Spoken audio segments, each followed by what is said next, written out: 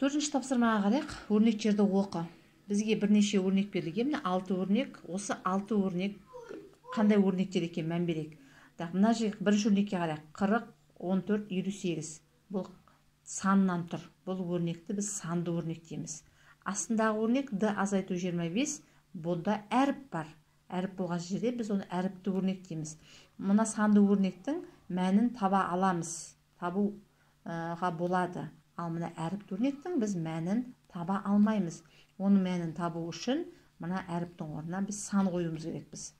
Келесі, мына жерде әріпті өрнек, санды өрнек, мінекей санды өрнек, әріпті өрнек. Әріпі барларды әріпті өрнектер дейміз. Енді бізге айтады, әріпті өрнектердің мәнін тап дейді. Енді бұларды мәнін табуымыз керек. Мәнін табу үшін әріптің орнына мына әріптерді сандарды қой дейді. Мысалы, Б деген әріпті өрнек қайда? Б деген әріпті өрнегіміз міне тұр. Мына Б-ның орнына бізге 13-ті қой дейді.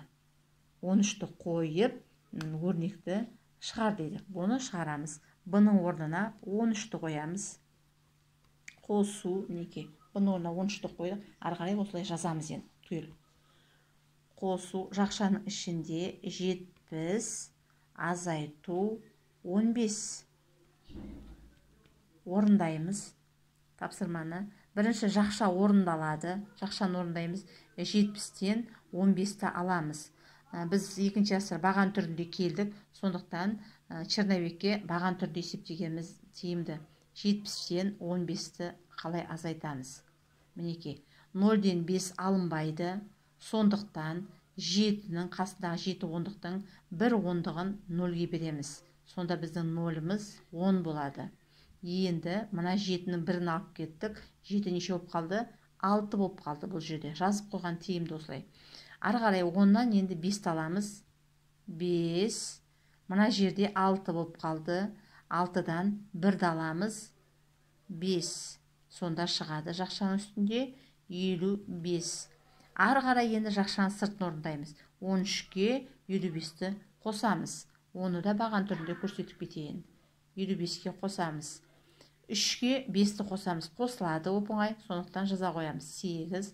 1-ге 5-ті қосамыз. 6. Сонда шығады 68 деген сан. Міне дәл осылай ары қарай Д-ның орнына сан қоямыз. Д-ның орнына қандай сан қой деп тұр? Мінекей өзінің әріптің тұр мекен. Д-ның орнына мына санды қой дейді. Келесі А-ның орнына неше қой дейді?